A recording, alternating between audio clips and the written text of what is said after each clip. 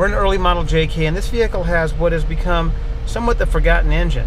This is a 5.3, but it's not a 5.3 LS, it's a 5.3 LT. And with all the rage about the LS 6.2 and the LT 6.2 and the 8-speed transmissions, the 10-speed transmissions, the 5.3 LT is overlooked, in my opinion. It is an awesome engine. It performs really well. When you put a 8 or a 10-speed behind it, it will perform with or outperform a 6-liter LS and a 5.7 VVT Hemi, and doing that while delivering excellent economy. These engines are economical, they're inexpensive to buy, they're reliable. You can run them with the 10-speed transmissions, and they're just very mild grocery getters that still have a lot of power. So value for dollar, this is probably one of the best powertrains out. You notice the engine is staying pretty cool. It's 100 degrees above ambient, which is about what we want to see. But the reason it's running cooler than 226 is that engine fan is really winding up for condenser pressure. You got to remember that on a day like today when it's 110 out, condenser pressure can approach 400 psi.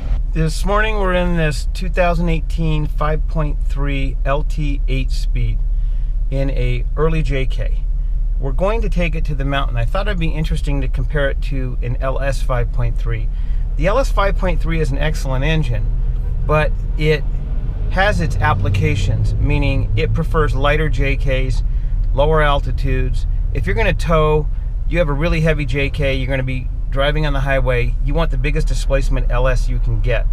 The LTs kind of changed that formula a little because they bumped the compression up, they went to continuous variable valve timing, they have direct injection, and what this does is it allows the smaller displacement engine to act more like a larger displacement engine without supercharging or turbocharging it. So if we look at the LS 5.3, it's no slouch. It has about 320 horsepower. And if you compare that to the V8s of my day, the 70s and 80s, a lot of those engines were rated under 200 horsepower.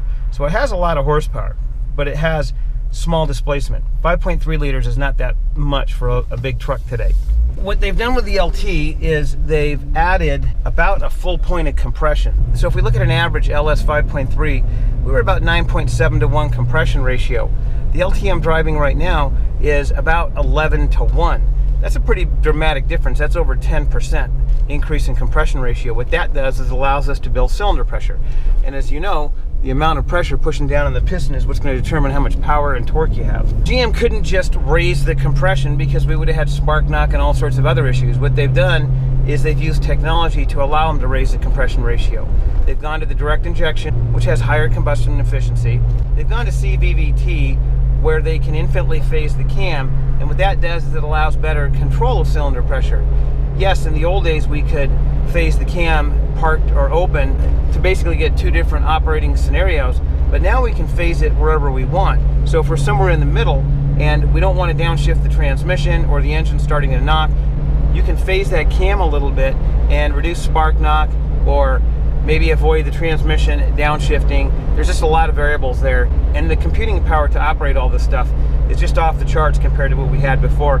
I remember the throttle bodies from the 1980s pulling the computers out, and the chips were measured in kilobytes. So by taking this JK to high altitude, and we're probably going to go to Lee Canyon, the other side of Mount Charleston, and we're going to be pushing about 9,000 feet.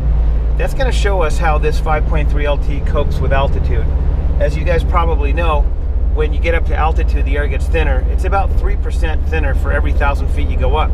So you go up 10,000 feet, that's about 30% thinner air. And that doesn't leave a whole lot for the engine to breathe when it has to put a lot of power out pulling the hills. This LT has a couple of additional technologies to help. We've already talked about the compression ratio, but it also has more sophisticated operating system.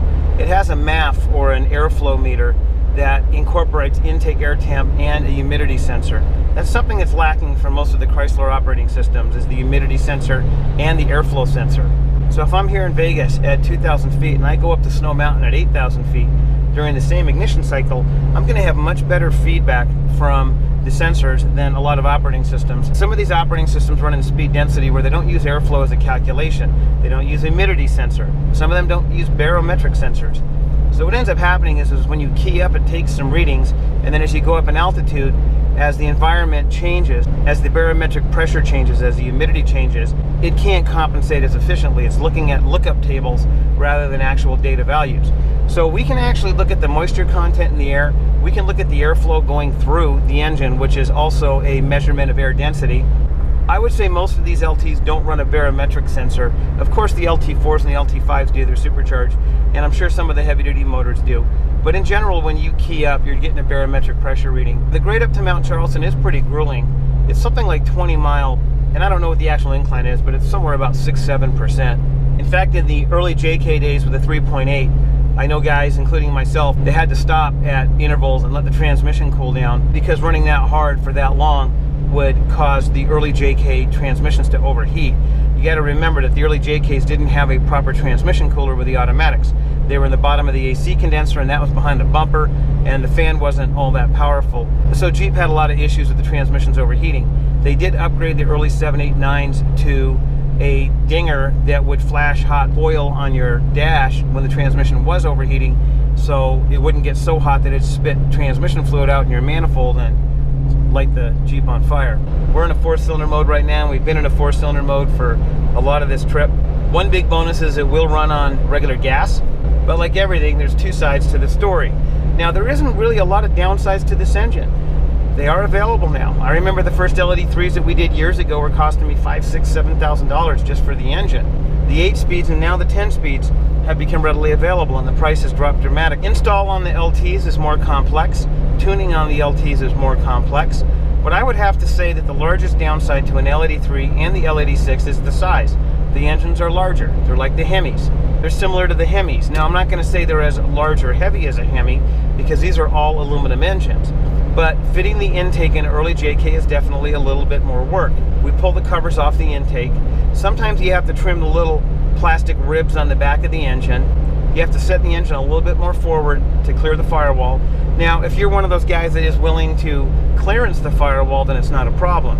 Starting in 2012, Jeep did that for you with the Pentastar because the double overhead cam engine had a larger firewall tunnel opening to accommodate the wider Pentastar engine. They also moved the battery sideways, so that gave you a lot more room. But if you have an early JK, you can get the 5.3 in, no problem. You'll have hood clearance, you'll have firewall clearance, it's just tighter. And you might not know, but the stock hood has more clearance than most of the aftermarket hoods, like the Moab hood, the AEV hood, the Hard Rock hood, because those have depressions in the hood that actually reduce hood clearance to the engine. As far as the installation of the engine goes, it's all bolt-in, just like the LS. We have easy mounts. We don't run billet brackets on the LTs. We run the stock accessory drive. We do supply a power steering pump mount that runs a stock Pentastar power steering pump from a 12 and up JK, or we also have the option of running a PSC pump. As far as the electrical goes, it's definitely a little bit more work, not a lot. What I tell my customers is if you've done engine swaps before, you've done a Hemi, you've done an LS, you're going to be able to do the LT. But if this is your first project, you've never turned a wrench, you've never scanned a vehicle, then I would shy away from the LT. I'd probably go with the LS. A couple of years ago, tuning the LTs was a little bit difficult, especially with the 8-speed transmission. That's not so true today. The transmission I'm driving right now is all stock. In fact, I haven't even tuned the T87A in this vehicle. All we've done is flashed it. We're running a completely stock tune with AFM active, and like I said, I've been in the 4-cylinder mode most of this trip. Now, up till recently, I've told guys, just go with the L96 if you can run it in your early JK, your 789 JK, because the L96 has been around a long time. We've been supporting it for a decade. It's simple. The installation has been rationalized. Easy mounts, easy billet drive brackets. And at the end of the day, the performance of the L96 and the L83 are very similar. Now, with the new 10-speed transmission, I definitely think the LT 5.3 is more efficient. As far as the horsepower goes, the 6-liter has the advantage. With our tune, the 6-liter is putting out 380, 385 horsepower.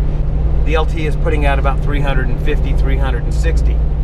The L96 has more inherent torque. It just has torque because displacement. The LT 5.3 builds its torque on the bottom end because of technology. And I will say, when you drive an L83 with, let's say, an 8 or a 10 speed, the torque feels massive. It feels as good or better than the L96. When you get on it, I think the horsepower of the L96 will eventually come in. So it's a horse race between the two engines. We're in that transitional period, guys, where we started doing these LTs a few years ago when the naysayers said it couldn't be done, and they ignored the LT because they were complicated. They didn't want to work on them. Just like in 2007 when Motec pioneered the LS Gen 4 engine, and the naysayers said you have to stick with the Gen 3, it's rationalized. But we saw the advantages of the Gen 4 engine, we saw the advantages of the 6-speed transmission, and it's been the gold standard for the last decade. Now the LT has become the gold standard in my opinion, and we're at that stage with new engine conversions where the LS is getting phased out and the LT is getting phased in. And there's a lot of reasons for that. Not that the LS is a bad motor. I do think the LS Gen 4 is going to stay a mainstay for the hot rodders for a lot of years to come. Just like the small block Chevy did, just like the Gen 3s did, because they don't have the requirements we have. They don't have to meet the emissions regulations that we have to meet. They're not pushing these 7,000-pound JKs around and require 10-speed transmissions. So by no means is the Gen 4 engine going to go away. But with the slew of emissions regulations coming, and the fact that most drivers are now demanding better performance from these SUVs, and let's face it, the JK and the JL are SUVs. They are no longer small little CJ, TJ, tow them out to the trail and crawl around the mountains. With 4 doors and now the Gladiator with a utility bed, guys are loading these things down, they're taking them out for expedition, they're loading their families into them, and they're going across the country. And a lot of the country has 80-mile-an-hour zones. And the little V6s, especially the JK V6s, can't cut the mustard. The JL is doing a lot better. Now, I've driven the JLs, and my opinion is when you put 37s on, you load it down with all the armor and such, then you go to high altitude or you tow, then the little V6 starts to struggle.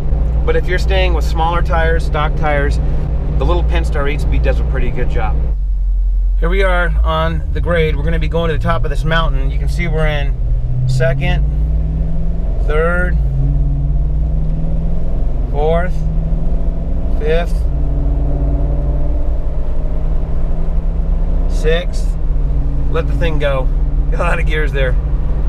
So we got about 17 miles of this uphill. Now you notice we're running about 221, 222. I don't have the air conditioning on. It's 7:30 in the morning and we're already at almost 90 degrees here in Vegas. So it's going to be a hot day. Now it's going to be about 20, 30 degrees cooler at the top of the mountain.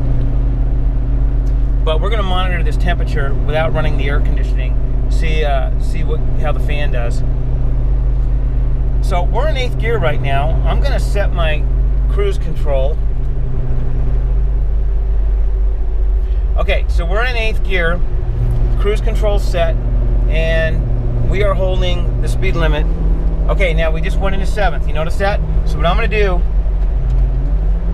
is I just brought it back into 7th gear because I know that we're not going to hold 8th gear all the way up this hill, and the engine doesn't want to hold 8th gear up this hill. This hill is long, it's steep, and by bringing the RPMs up a little bit and not lugging the motor down, it's going to perform better. My goal would be for this engine to stay in 7th gear. If it stays in 7th gear, you can see we're going to be running about 2,300 RPM. Now, when I used to come up this hill in my 3.8 Wrangler, it would downshift into 2nd. I would be pushing 4,000, 4,500 RPM.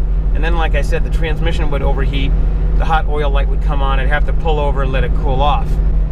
Now, you might notice that we're at 224 degrees. The fan is designed to wind up at about 226. So you're probably going to see that we're going to run between 226 and 230.